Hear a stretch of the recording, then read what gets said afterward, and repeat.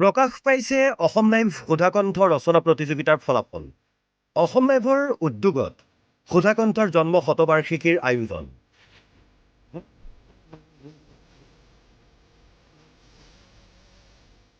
জন্ম শতবৰ্ষ উপলক্ষে আয়োজন কৰা হৈছিল ৰচনা প্ৰতিযোগিতা। এক বিশাল ব্যক্তিত্বৰ গৰাকী ভূপেন হাজৰিকাৰ স্বপ্ন, সত্তা, চেতন আৰু মননত লীন হৈ আছিল অসমীয়াৰ প্ৰাণ। ২০ শতিকাৰ অসমে সাৰ্থক অৰ্থত ৰাজ্যৰ পৰিধি অতিক্ৰমী দেশ তথা বিশ্বত বন্দিত যি মুষ্টিমেয় মহাপ্ৰাণ লাভ কৰিছিল, ভূপেন হাজৰিকা আছিল সেইসকলৰ মাজত একক, অদ্বিতীয়।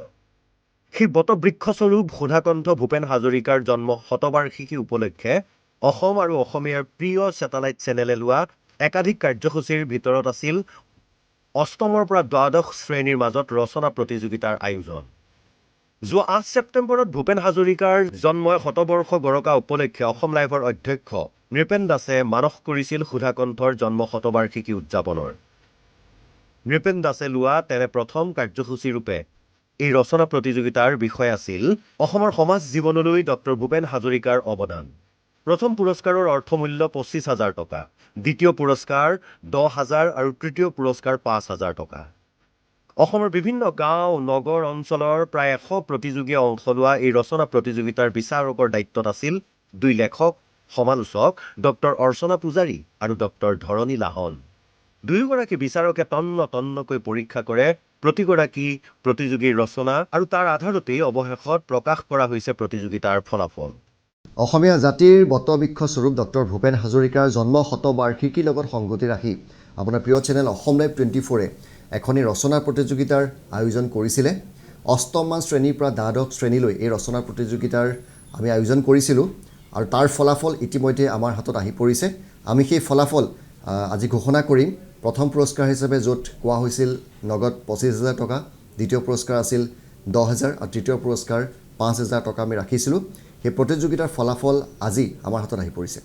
প্ৰথমে তৃতীয় পুৰস্কাৰ বিজয়ী যিগৰাকী প্ৰতিযোগী তেখেতৰ নামটো ক'বলৈ লৈছোঁ। তেখেত হৈছে Lucky Deori, Mother's Pride English school, Dhemaji.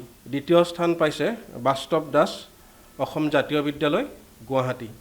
আৰু প্ৰথম স্থান লাভ কৰিছে দক্ষিণ কামৰূপ মহাবিদ্যালয়, মিৰ্জাৰ জ্ঞানজ্যোতি নাথ। আমি এই প্ৰতিযোগিতাত পুৰস্কাৰ লাভ কৰা আটাইগৰাকী প্ৰতিযোগীকে আন্তৰিক ধন্যবাদ আৰু তেওঁলোকৰ উজ্জ্বল ভৱিষ্যত কামনা কৰিছোঁ।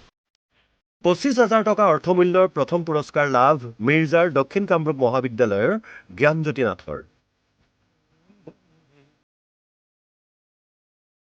১০,০০০ টকা অৰ্থমূল্যৰ দ্বিতীয় পুৰস্কাৰ লাভ গুৱাহাটীৰ অসম জাতীয় বিদ্যালয়ৰ বাস্তৱ দাসৰ।